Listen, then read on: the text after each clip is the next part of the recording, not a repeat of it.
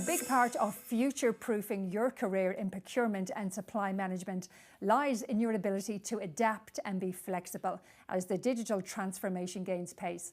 Michael Ploeger is joining us to discover how to win your procurement endgame with a big focus on technology. Let's now cross back to the main stage.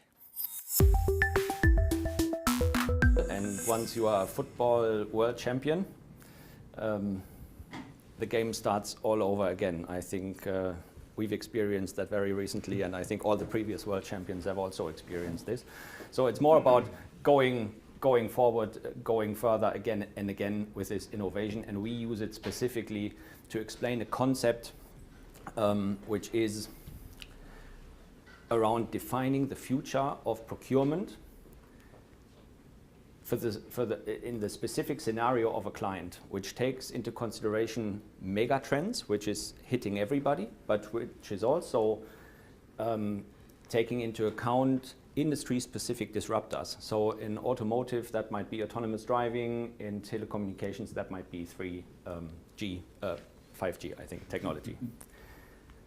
So talking about telecommunications, thank you for your introduction. I'm going to introduce another gentleman, my partner in crime, Detlef Schulz, Procurement Leaders Lifetime Award winner, chairman of the board of directors in the Vodafone Procurement Company, and I guess one of the most recognized and progressive leaders in the area of procurement. And I'm going to start with a quote where he says, "The traditional procurement function as we know it will cease to exist. It will not survive." And it's us all who own this function and who love this function to determine what we make out of it. And we see procurement at a crossroads, and you can make a left and start automating yourself out of the job, or you make a right and become the primary provider of business insight and business foresight, and the value chain orchestrator. And let me explain what that means by using a case study that we've went through together. When this very Detlef Schulz approached me 3 years ago now and asked me whether I could help him with the digitalization. And of course, I didn't have a clue what it meant. So what do you do if you don't know what something means or you need an answer? Call them a consultant. That's a very good answer. That's a very good answer. So I need to reconsider whether I tell the truth. No, I tell the truth. What I did is I Googled it. So, and once you start Googling digital procurement, you find basically two things. One is old wine in new bottles, and the other one is cognitive experiments. And I couldn't go back with either option. So I was honest, like most consultants, and I went back and I said, sorry, I don't know. I just don't know. And I asked him what he thought, and he said, well, then it's two of us who don't know. And I did my research, and I had promised to help, and I was really getting nervous. And the one thing that helped me was a quote that I found from David Ben-Gurion. And this guy had said, all experts are experts in what was, and there are no experts in what will be. And if you want to be a leader in digital, if you want to be a leader in IoT, or whatever these new buzzwords are, then there are three things that have to replace experience. And this is vision, leadership, and collaboration. So we went back in this very spirit of vision, leadership, and collaboration and ran a series of workshops. Visioning workshops, design thinking workshops. And as much as I love to talk about it, time is running and I have to cut the long story short. At the end, our conclusion was the future role of procurement is determined by its unique position in the organization. Procurement is the function with the most interfaces in the organization. And that puts us in a perfect position to be the primary provider of business insight and business foresight. No other function has all this information from all inside and all outside the organization.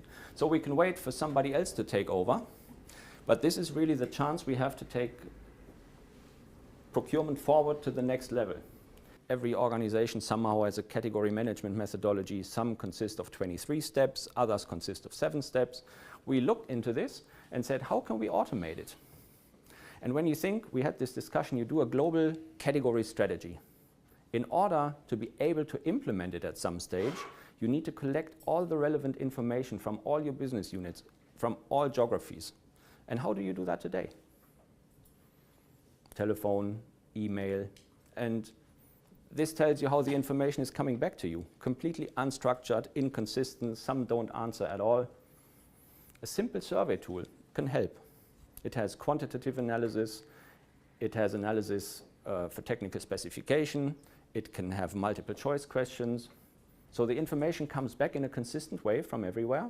It's still in the platform when the category manager has already left the company or the business partner has left the company. So it's a knowledge repository. It is a web-based training at the same time because it guides you through this process. 2 more examples and then I cut it short. A web crawler. You can use a web crawler to get hold of all this data avalanche. When, for example, in telecommunications, the category manager always searches for Apple and Samsung, at some point you will find out the reports are also always including Huawei. So artificial intelligence can improve your search algorithms. And then once you have this information available, the category manager, other than when I go into Facebook or on LinkedIn, doesn't say I like or I hate, but he starts classifying the information according to its relevance for the next process step. So this piece of information is relevant for my Porter's 5 forces analysis. This piece of information is relevant for my SWOT analysis, and this for my Kralitsch matrix. And again, the computer can learn how to do that. And then, slowly but surely, you start developing a pragmatic approach to use artificial intelligence in category management, and by this, preparing procurement for its future role. And if you are not a super complex organization, if you're not that mature, then it still helps you because you get this best practice into an intuitive workflow, boosting your category management capabilities and driving incremental savings. To show an end-to-end digital transformation journey from I couldn't care less to I don't know what it is, to what kind of capabilities would it be, to those are the capabilities, technology scouting, nothing out there, doing a co-innovation.